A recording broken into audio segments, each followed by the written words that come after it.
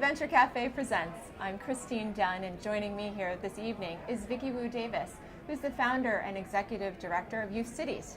Thank you for joining us today. Well, thank you for having me. So, what was the inspiration behind Youth Cities?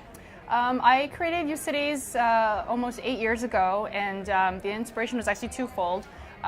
One was I'm an entrepreneur myself, and there were a lot of things that I wish I had when I was starting out in my entrepreneurial journey that didn't exist.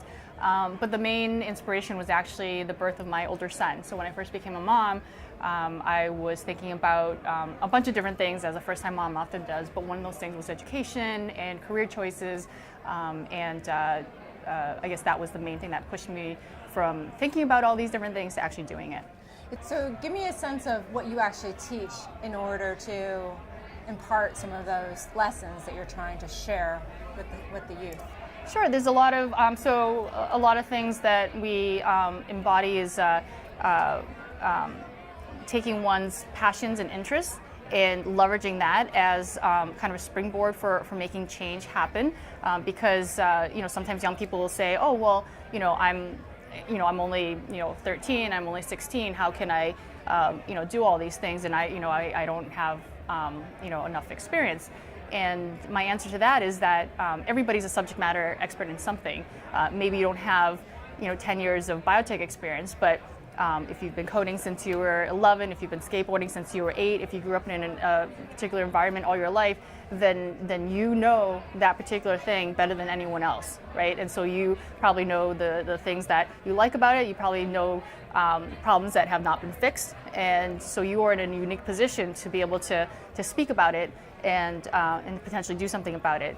The other thing that I teach is how do you creatively leverage your resources so that you can take action now? So it's not, let me figure out how to do something later when I get XYZ resources, or what can we do with what we have now versus what we would do with what we wish we had, right? And so there's a lot of how do you leverage things that are within, it's a term that I call circle of resources, things within your network, your community, yourself, your friends, and how do you turn those into resources that can help you to take action, because I feel that whether you're resource rich or resource constrained can often be a state of mind.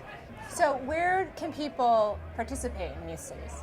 How do you spread the program? How do you share the program? So I work with schools all over.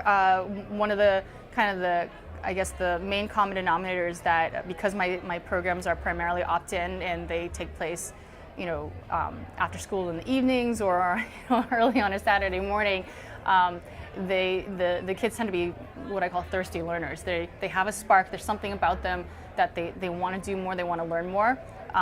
Because I can't make them get out of bed on a Saturday morning to come spend 4 hours with me for 10 weeks straight and keep coming back year after year and doing all this kind of stuff. But I work with all different types of schools. Private schools, public schools, urban schools, suburban schools, charter schools, all of that. Mainly in Massachusetts or outside of Massachusetts as well? So we actually do a lot of work with CIC and Venture Cafe. So we have a lot of our programs either in CIC at Microsoft Nerd or Lab Central, which is also affiliated with CIC. And we do have a presence in St. Louis through the CIC Venture Cafe relationship there. And we cater to middle school and high school kids. Fantastic. Well, Vicky, thank you so much for coming in. Well, thank you for having me. I appreciate it. Thank you. For Venture Cafe Presents, I'm Christine Dunn.